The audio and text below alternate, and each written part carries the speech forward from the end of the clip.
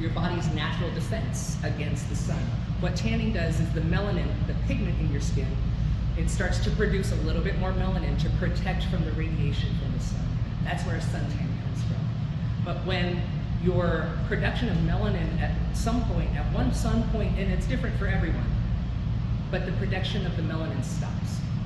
And the sun and the radiation still keeps going in, and that's where you get what's called erythema, or the redness, the sunburn. That's where it comes from. Because the heat and the radiation that's hitting your skin, it affects the blood vessels underneath your skin. It's called vasodilation, meaning blood vessels expand. And when the blood vessels expand closer to your skin, you actually see the blood. That's where the redness comes from.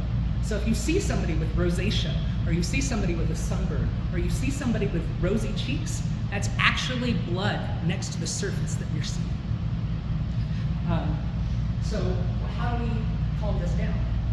Well, first and most important ingredient when protecting against sun is aloe.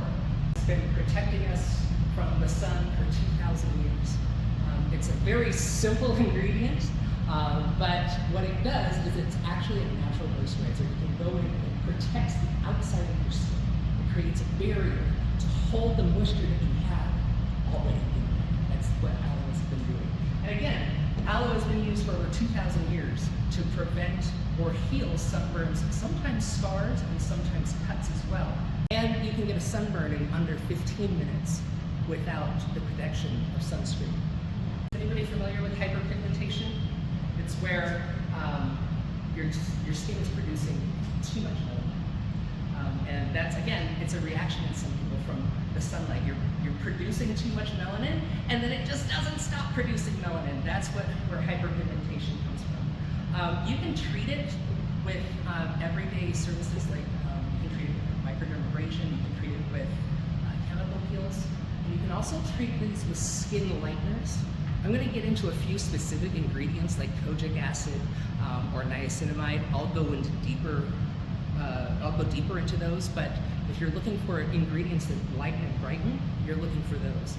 Kojic acid, niacinamide, vitamin C. These are all things that are going to brighten the skin tone. Skin tones, instead of brightening, it helps to even the skin tone out. So if you have people with dark skin tones, sometimes you see a splotch or a dark spot. That's what those are for, to lighten those dark spots or to even them out.